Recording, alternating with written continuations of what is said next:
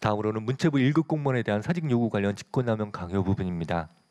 이 부분 공사실의 요지는 피고인이 최규학, 김용삼, 신용원 등 문체부 1급 공무원 3명에게 사직서 제출을 요구해서 사직하도록 함으로써 직권을 남용하고 강요를 했다는 취지입니다. 이에 대해서 변호인은 피고인이 위 세 사람의 사직서를 받도록 지시한 사실이 없다.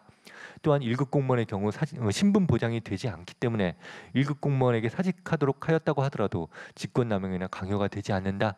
이런 취지로 주장을 하였습니다. 먼저 피고인이 세 사람의 사표를 받으라고 지시했는지에 대해서 보겠습니다.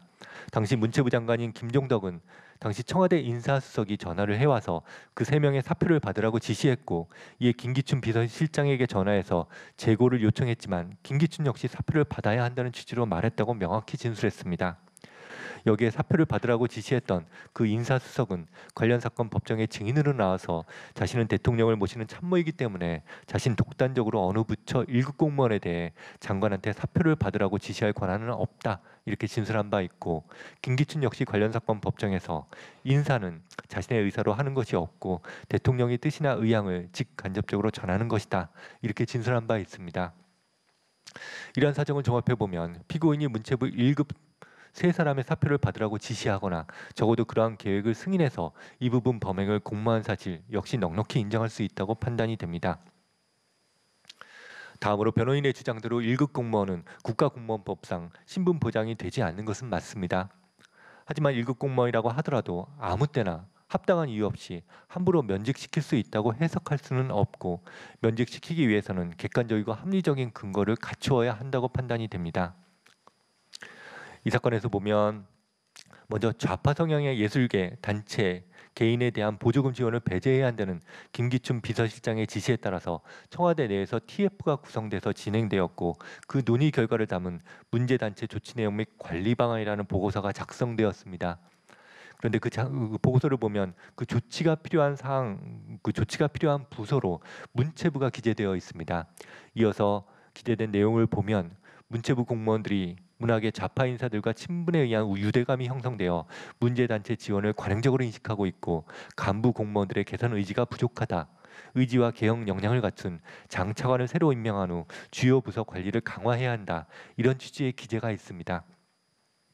그 보고서가 비서실장과 피고인에게 보고된 후 실제로 약 2달 만인 2014년 7월경 블랙리스트 집행에 소극적이라고 알려졌던 유진용 문체부 장관이 경질이 됐습니다.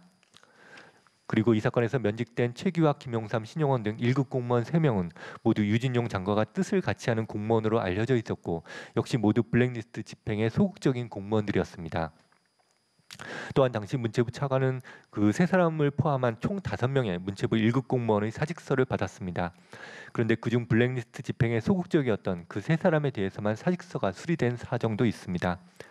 또한 위 세 사람에게 그 즈음 특별한 업무상 과오가 있었다고 볼 만한 사정도 없고, 그 다음에 문체부에서 장관과 차관이 교체된 직후 실장급 공무원들을 한꺼번에 면직하는 것은 매우 이례적인 인사 조치였습니다. 이러한 재반 사정을 종합해 보면 위 세 사람에 대한 사직서 제출 요구는 객관적이고 합리적인 사유 없이 주로 그들이 위법한 블랙리스트 실행에 소극적이라는 사정을 이유로 자의적으로 이루어진 것이라고 볼 수밖에 없습니다. 따라서 피고인이 그 세 사람에 대해 사표를 받으라고 한 것은 직권을 위법하게 행사하여 직권을 남용한 것이라고 보기 충분하다고 판단이 됩니다. 나아가서 면직당한 위 세 사람은 사직서 제출 요구가 청와대의 요구임을 잘 알고 있었고, 노태강 등이 대통령의 지시로 대기 발령 상태로 있다 좌천되는 것을 옆에서 지켜본 경험도 있었습니다. 또한 세 사람 모두 사직서 제출을 요구할 경우 자신뿐만 아니라 문체부 전체가 힘들어질 수 있다는 생각에 사직서를 제출할 수밖에 없었다. 이런 내용으로 진술하고 있는 점, 이런 재반 사정을 종합해 보면 피고인이 세 사람에 대해서 사직서 제출을 요구한 것은 그들로 하여금 그 요구에 응하지 않는 경우 또 다른 불이익을 당할 위험이 있다는 불안감을 일으키게 해서 사직서 제출을 강요한 것으로 볼 수 있다고 판단이 됩니다. 따라서 이 부분 문체부 1급 공무원에 대한 사직 요구 관련 직권남용 강요 부분 역시 모두 유죄로 인정하도록 하겠습니다.